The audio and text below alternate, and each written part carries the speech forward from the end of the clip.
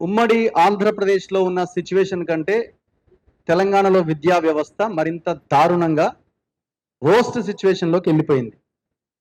ఈ ద్రోహానికి పాల్పడింది ఎవరు అంటే తెలంగాణ రాజకీయ నాయకత్వం. ఒక రకంగా చెప్పాలంటే వీళ్ళంతా ఒక నపుంసకుల కింద మనం ట్రీట్ చేయొచ్చు మెజారిటీ నాయకత్వాన్ని. లేకపోతే 10 సంవత్సరాల పోయిన గవర్నమెంట్, 2.5 సంవత్సరాల ఈ గవర్నమెంట్ సాధించిందేమీ లేదు. డేటా చాలా క్లియర్గా చెప్తున్నది. వెంకటరెడ్డి సార్ నాకు ఇచ్చిన రిపోర్ట్ ఇది, నాకు ఇంతవరకు దాకా నా చేతికి రాలేదు. పర్ఫార్మెన్స్ గ్రేడింగ్ ఇండెక్స్ కేంద్ర ప్రభుత్వం ప్రకటించిన లెక్కలు ఇవి. మళ్ళీ ఇప్పుడు ఇక్కడ కాంగ్రెస్ వాళ్ళు, బీఆర్ఎస్ వాళ్ళు, ఇది బీజేపీ ఇచ్చింది అనుకుంటారేమో. సెంట్రల్ గవర్నమెంట్ ఇచ్చిన రిపోర్ట్ ఇది, ఎవ్రీ ఇయర్ ఇస్తుంది. ఈ సెంట్రల్ గవర్నమెంట్ ఇచ్చిన రిపోర్ట్ సరిపోతుంది తెలంగాణలో అండ్ ఈ దేశంలో. ఎందుకంటే ఆడ మోదీ ఈ దేశం వెలిగిపోతుంది, దాన్ని ఆత్తోళ్ళు లేరు, అంత అద్భుతంగా వెలుగుతుందని ఆయన చెప్తున్నాడు కదా. సో ఆయనకు కూడా ఇది వర్తిస్తుంది. ఏ స్థాయిలో ఈ దేశంలో విద్యా వ్యవస్థ ఉంది అని చెప్పడానికి ఇంతకంటే నిదర్శనం ఇంకొకటి లేదు. ఇక్కడ మనం ఏ పొజిషన్ లో ఉన్నామంటే తెలంగాణ 2023-24తో కంపేర్ చేస్తే 24-25కి వచ్చేసరికి 26th పొజిషన్ లో ఉన్న మనం 28th పొజిషన్లోకి వెళ్ళిపోయినాం. అంటే మొత్తం 36 రాష్ట్రాలు అండ్ కేంద్రపాలిత ప్రాంతాలు అన్ని కలుపుకుంటే లెక్కలు తీస్తే మన పొజిషన్ ఎక్కడ అంటే పోయిన 2023-24లో 26వ స్థానం ఉంటే 24-25కి వచ్చేసరికి 28వ స్థానంలో ఉన్నాం మనం. ఇప్పుడు ఈ ప్రభుత్వాలు, ఈ నాయకులు, మొత్తం సమాజం అంతా మన సిగ్గుతో తలదించుకోవాల్సిన పరిస్థితి. అంటే ఎక్కడ కూడా ఇవి ఏ ప్రమాణాలతో వీటిని చేయడం జరిగింది అని అంటే అన్ని రకాలుగా మౌలిక వసతులు, ఇన్ఫ్రాస్ట్రక్చర్, టీచర్స్, అన్ని రకాల కోణాల్లో ఎవ్రీ ఇయర్ ఇచ్చేటువంటి రిపోర్ట్ ఇది. సో ఇందులో ప్రధానంగా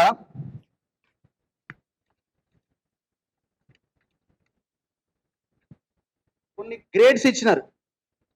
సో ఎట్లా ఈ గ్రేడ్స్ ని ఎట్లా డిసైడ్ చేశారు అన్నది 91% to 100%, అంటే 942,000 స్కోర్స్ చేసిన వాళ్ళని ఉత్కర్ష్ అనే ఒక గ్రేడ్ ఇవ్వడం జరిగింది ఆయా రాష్ట్రాలకు. ఈ ఉత్కర్ష్ అనే గ్రేడ్ లో ఈ దేశంలో ఏ రాష్ట్రము లేదు. అంటే 90 స్కోర్ చేసిన 941 స్కోర్ చేసిన ఏ ఒక్క రాష్ట్రం మన దేశంలో లేదు. ఇది కేంద్రం చెప్తున్న మాటనే. 81 to 90%, అంటే 881 నుంచి 940 స్కోర్ చేసిన రాష్ట్రానికి ఉత్తమ్ 1 అనే ఒక గ్రేడ్ ఇచ్చారు. ఈ ఉత్తమ్ 1లో కూడా ఏ రాష్ట్రము లేదు. టోటల్ కంట్రీలో 71 నుంచి 80%, 821 నుంచి 820 స్కోర్ చేసిన రాష్ట్రాలకి ఉత్తమ్ 2 అనే ఒక గ్రేడ్ ఇచ్చినారు. ఈ ఉత్తమ్ 2లో కూడా ఏ రాష్ట్రము లేదు ఈ దేశంలో. 61 నుంచి 70%, అంటే 761 నుంచి 820 స్కోర్ చేసిన రాష్ట్రాలకి ఉత్తమ్ 3 అని ఒక గ్రేడ్ ఇచ్చారు. ఈ ఉత్తమ్ 3లో కూడా మొత్తం ఈ 36 రాష్ట్రాలు, కేంద్రపాలిత ప్రాంతాల్లో ఏ రాష్ట్రము, ఏ కేంద్రపాలిత ప్రాంతము లేదు. Not even single state. ఎన్ని రోజులైనా 4939 రోజులు ప్రధానమంత్రిగా రికార్డు సృష్టించిన అని చెప్తున్న ప్రధానమంత్రి, అండ్ 50 ఏళ్ళు మేమే పరిపాలించిన ఈ దేశంలో ఎన్నో తీసుకొచ్చినాం అని చెప్తున్న కాంగ్రెస్. ఇక్కడ కాంగ్రెస్, అంతకుముందు బీఆర్ఎస్ అని మిగతా రాష్ట్రాల్లో ఉన్న పార్టీలు, రాజకీయ పార్టీలు. సో అప్ టు 70% స్కోర్ చేసిన ఒక్క రాష్ట్రము లేదంటే అసలు ఈ దేశం ఏడ వెలుగుతున్నది? విద్యతోటే కదా భవిష్యత్తు నిర్మాణం చేయబడేది. అక్కడి నుంచి స్టార్ట్ అయింది. ఎక్కడ 51 నుంచి 60%, అంటే 701 నుంచి 760 స్కోర్ చేసిన రాష్ట్రాలకి ఇట్లా కోడించుకుంటూ వెళ్ళినారు. 51 to 60% స్కోర్ చేసిన రాష్ట్రాలు చండీగఢ్ అండ్ పంజాబ్, ఒక 2 రాష్ట్రాలు ఈ జాబితాలోకి వచ్చినాయి. ఎంత? 51 to 60%. దాని తర్వాత 41 to 50% ఒక 6 రాష్ట్రాలు ఉన్నాయి. కేరళ, ఢిల్లీ, ఒడిశా, మహారాష్ట్ర అండ్ హిమాచల్ ప్రదేశ్. 31 to 40%, అంటే 581 మార్కుల నుంచి 640 స్కోర్ చేసిన రాష్ట్రాలు గోవా, సిక్కిం, అస్సాం, లక్షద్వీప్, హర్యానా, ఉత్తరాఖండ్, తమిళనాడు అండ్ గుజరాత్. 9 రాష్ట్రాలు ఉన్నాయి. మనం ఏడున్నామయ్యా అంటే 21 నుంచి 30% ఉన్న రాష్ట్రాల జాబితాలో ఉన్నాం. సిగ్గుపడాలి కదా మనం అంతా.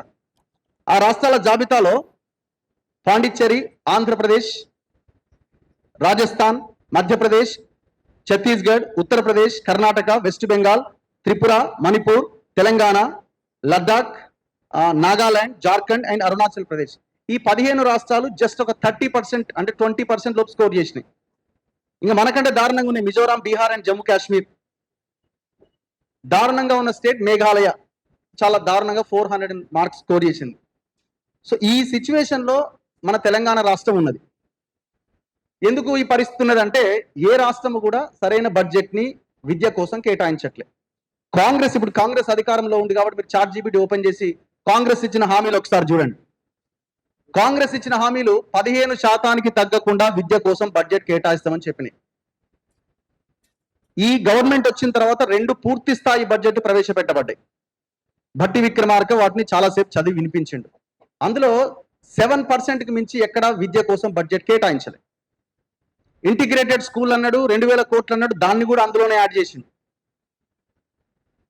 తెలంగాణ పబ్లిక్ ఎడ్యుకేషన్ పాలసీ అని ఒక ఆకునూరు మురళి గారు చైర్మన్ గా అండ్ కొంతమంది ఇప్పుడు వచ్చిరా పిఎల్ విశ్వేశ్వరరావు గారు, వీళ్ళంతా ఎవరు రానట్టు రాలేదు, వస్తున్నారు. సో వాళ్ళ ఆధ్వర్యంలో ఒక నివేదిక తయారు చేయించిండు. వాళ్ళు 18% మినిమం పెట్టాలని ఆ సిఫారసు పేర్కొన్నది. ఆయన పెట్టింది కేవలం 7% మాత్రమే. మేనిఫెస్టోలో 15% తగ్గకుండా పెడతామని చెప్పారు. సో అది కూడా చేయలేదు. సో ఈ బడ్జెట్ కేటాయించలేకపోవడం వల్లనే ఈ రాష్ట్రంలో కానీ దేశంలో కానీ ఈ పరిస్థితి. ఓవరాల్ గా కేంద్ర బడ్జెట్ తీసుకున్న యావరేజ్ గా గంతే ఉన్నది, అంత అది కూడా లేదు. అక్కడ కూడా చాలా దారుణంగా ఉన్నది. మీరు చూడండి, కాంగ్రెస్ అధికారంలోకి వచ్చిన తర్వాత వీళ్ళు ఇచ్చిన హామీలు చూడండి. స్కూల్ ఎందుకు మూతబడేయాలి అనే ఆలోచన రేవంత్ రెడ్డికి ఎట్లొచ్చింది? అది యాదృచ్ఛికంగా ఏదన్నా వచ్చిందంటే లేదు, వాళ్ళ ఇంటెన్షనే అది. మీరు చూడండి, ఫీజు రియంబర్స్మెంట్ కూడా ఎత్తేయబోతున్నారు. ఫీజు రియంబర్స్మెంట్ అంశంలో కూడా ఫస్ట్ కొన్ని కాలేజీలు హైకోర్టుకి వెళ్ళినాయి, చాలా పద్ధతి ప్రకారంగా ప్లాన్డ్ గా వెళ్ళారు. కొన్ని కాలేజీలు హైకోర్టుకి వెళ్తే హైకోర్టు ఏమన్నదంటే విద్యార్థులను వసూలు చేసుకోనివ్వచ్చు అని ఒక ఆర్డర్ ఇచ్చింది. అంటే గవర్నమెంట్ తరపున వాదించే అడ్వకేట్, పబ్లిక్ ప్రాసిక్యూటర్ సరిగ్గా వాదిస్తే కదా కోర్టుకి ఆధారాలు ఏంటో తెలిసేవి, వాస్తవాలు ఏంటో తెలిసేవి. సో కోర్టు ఏం చెప్పింది, వసూలు చేసుకోవచ్చు అన్నది. వసూలు చేసుకోవచ్చు అన్న తర్వాత ప్రభుత్వం దీని మీద కనీసం కౌంటర్ కూడా ఫైల్ చేయలేదు. గవర్నమెంట్, రేవంత్ రెడ్డి గవర్నమెంట్ కనీసం కౌంటర్ ఫైల్ చేయలేదు. కౌంటర్ ఫైల్ చేయకుండా జీవో 7ని తీసుకొచ్చింది. ఈ జీవో 7 ఏం చెప్తుంది, మేము స్టూడెంట్స్ అకౌంట్స్ లో డబ్బులు ఇస్తామనే ఒక విధానం తెర మీదకి తీసుకొచ్చారు. దాని తర్వాత జీవో 7 మీద విద్యార్థి సంఘాలు వీళ్ళంతా కొట్లాడారు. హైకోర్టులో విచారణ జరిగింది. మళ్ళీ జీవో 7ని రద్దు చేసి జీవో 9 తీసుకొస్తున్నామని అన్నారు. ఆ జీవో 9లో ఏం చెప్తున్నారు, మేము 4 విడతల్లో విద్యార్థుల ఖాతాలో డబ్బులు వేస్తాం. విద్యార్థి ఖాతాలో డబ్బులు పడ్డ వెంటనే కాలేజీకి కట్టేయాలి. ఒకవేళ కట్టకపోతే రెవెన్యూ రికవరీ యాక్ట్ ని ప్రయోగించి మేము పేరెంట్స్ దగ్గర నుంచి వసూలు చేస్తాం అంటున్నారు.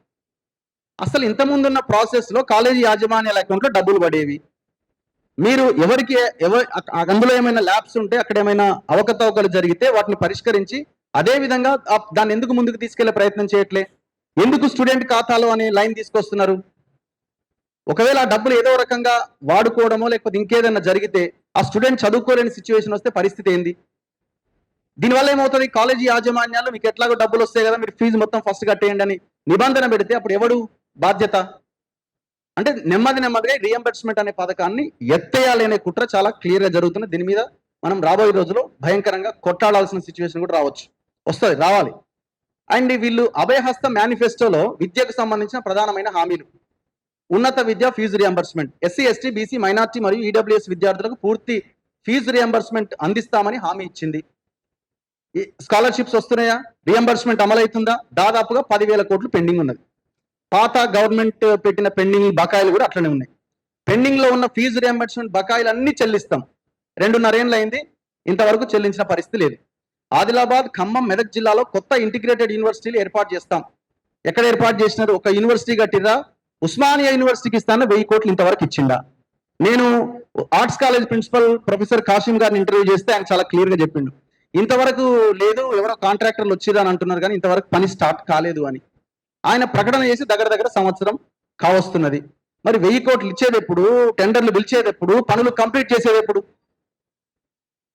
పాలమూరు తెలంగాణ మహాత్మా గాంధీ శాతవాహన యూనివర్సిటీలను బలోపేతం చేస్తాం. బాసర IIIT తరహాలో మరో కొత్త 4 IIITలు ఏర్పాటు చేస్తాం. ఉన్న బాసర IIIT గతంలో ఎట్లుందో ఇప్పుడు కూడా అట్లనే ఉన్నది. ఇంతవరకు ఎక్కడేసిన గొంగడు అక్కడే ఉన్నది. దాన్ని బాగు చేయలేదు, కొత్తవి పెట్టడం తర్వాత. విదేశీ విద్య, విదేశాల్లో ఉన్నత విద్య అభ్యసించే ఎస్సీ ఎస్టీ బీసీ మైనార్టీ విద్యార్థులకు 25 లక్షల వరకు ఆర్థిక సహాయం అందిస్తాం. ఎక్కడ అమలవుతుంది స్కీము? అసలు అమలవుతుందా? స్కాలర్షిప్లు లేనే లేదు. యువతులకు ప్రత్యేకమైన హామీ, ఎలక్ట్రిక్ స్కూటర్లు అందిస్తామని చెప్పారు, అమలు కాలే. ప్రభుత్వ పాఠశాలల మధ్యాహ్న భోజన కార్మికుల వేతనాన్ని నెలకు 10,000కు పెంచుతామని తెలిపింది, కాలే. విద్యారంగానికి బడ్జెట్ 15% కేటాయిస్తామని చెప్పింది. ఏ ఒక్క హామీ అయినా విద్య గురించి అమలైందా? కాలేదు ఎక్కడ కూడా. మరి ఏం చేయదలుచుకున్నారు? 3 లక్షల కోట్ల బడ్జెట్లో కనీసం ఒక 10 to 12% కూడా పెట్టలేని దౌర్భాగ్యమైన పరిస్థితి ఎందుకు వచ్చింది అంటే ప్రజలకి అండ్ నాయకులకి, మీడియాకి, మనలాంటి వాళ్ళకు కూడా ఈ విద్య ఎజెండాగా మనం ఆ స్థాయిలో పనిచేయకపోవడమే ప్రధానమైన కారణం అని నాకు అనిపిస్తున్నది. అసలు అది ఎజెండాలోనే లేదు ప్రజలకు కూడా. ఎంతసేపు ఈసారి బతుకమ్మ చీరలు ఏ కలర్లో ఇవ్వబోతున్నారు, గ్యాస్ కనెక్షన్ ఉందా లేదా, ఫ్రీ ఎలక్ట్రిసిటీ ఉందా, ఇవన్నీ సంక్షేమ కార్యక్రమాలు అమలు జరగాలి. కానీ వాటినే పెద్దగా మనం ఫీల్ అవుతున్నాం. ఇవి లీడర్లు ఇంతకంటే ఎక్కువేం చేస్తారు, వీళ్ళు ఇవే చేస్తారు, ఇక అవన్నీ చేయరేమో, చదువు అంటే కొనుక్కోవాల్సిందేనేమో, రోగం వస్తే చచ్చిపోవాలా, లేకపోతే పైసలు ఉంటే ఉన్నది అమ్ముకొని, భూమి అమ్ముకొని ట్రీట్మెంట్ చేసుకోవాలేమో అనే ఆలోచనే ఉంది తప్ప ఇది ఎందుకు ప్రభుత్వ విద్య, ప్రభుత్వ వైద్యం మనకు అందదు అని ఒక కాన్సెప్ట్లో, ఒక ఎజెండాతో మనం కొట్లాడట్లేదు. రాజకీయ పార్టీలకి ఈ 2 అంశాలని మనం ఎజెండాగా ఎప్పుడైతే పెడతామో అప్పుడు వాళ్ళు కూడా మన దారిలోకి వస్తారు. మనం ఏమీ చేయకుండా మీరు ఎందుకు చేయట్లేదు అని పార్టీలను కానీ ప్రభుత్వాలను కానీ అడిగితే వాళ్ళు చెయ్యరు. వాడికి ఓడిపోతాం ఈ 2 అంశాలను కనుక మనం పట్టుకోకపోతే అనే భయం పెడితేనే ఇవి సాధ్యమవుతుంది. సో రేవంత్ రెడ్డి ఎంత ధీమాగా చెప్తున్నాడు, 27,000 స్కూళ్ళల్లో 22,000 స్కూళ్ళు మూసేసి 4,000 స్కూళ్ళకు కుదిస్తాం అంటున్నాడు. ఇప్పుడు రేపు పొద్దున వాళ్ళు ఏం చెప్తారు దీనికి లైన్ అంటే, లేదు మేము అట్లా చెప్పలేదు, తెలంగాణ పబ్లిక్ స్కూల్స్ టీపీఎస్ స్కూళ్ళు పెట్టాలనుకుంటున్నాం, తెలంగాణ ఎడ్యుకేషన్ పాలసీలో వాళ్ళు ఒక రిపోర్ట్ ఇచ్చిర్రు, సో మేము ఆ 4,000 స్కూళ్ళు పెద్ద స్కూళ్ళు పెట్టబోతున్నామని ఒక లైన్ చెప్పబోతున్నారు రేపు. మరి నువ్వు కట్టిన తర్వాత ఎవడన్నా మెర్జ్ చేసి తగ్గించుకుంటూ పోతాడా, లేకపోతే ముందే మొత్తం అన్ని మూసేసి 4,000కి తగ్గిస్తాడా? అసలు మీరు బడ్జెటే లేదు కదా అక్కడ. నీ 7% బడ్జెట్తో టీచర్ల జీతాలకి, చాక్ పీసులకి, నీ ఆడ కనీస సౌకర్యాలకు కూడా పైసలు సరిపోవు. ఇప్పుడు ఇంకొకటి, నిన్న ప్రధానమంత్రితో నీతి ఆయోగ్ సమావేశంలో భేటీ అయ్యి ఏమంటున్నాడు, అసలు విద్యతోనే దేశమంతా మారిపోతుంది, జీవితాలే మారిపోతాయి, మేము ఇంటిగ్రేటెడ్ స్కూళ్ళు కట్టబోతున్నాం, కుల వివక్ష లేకుండా అన్ని కులాలను ఒకే దగ్గర పెట్టే ప్రయత్నం చేస్తున్నాం అని అంటున్నారు. 1970s నుంచి గురుకులాలు ఉన్నాయి. ఈ తర్వాత కులాలకు సంబంధించిన గురుకులాలు స్టార్ట్ అయినాయి. అంతకుముందు అంతా కూడా ఇవే గురుకులాలు కదా. నేను చదువుకున్న సర్వేలు కూడా ఎస్సీలు, ఎస్టీలు, బీసీలు, ఓసీలు అందరూ కలిసి చదువుకున్న స్కూల్ అది.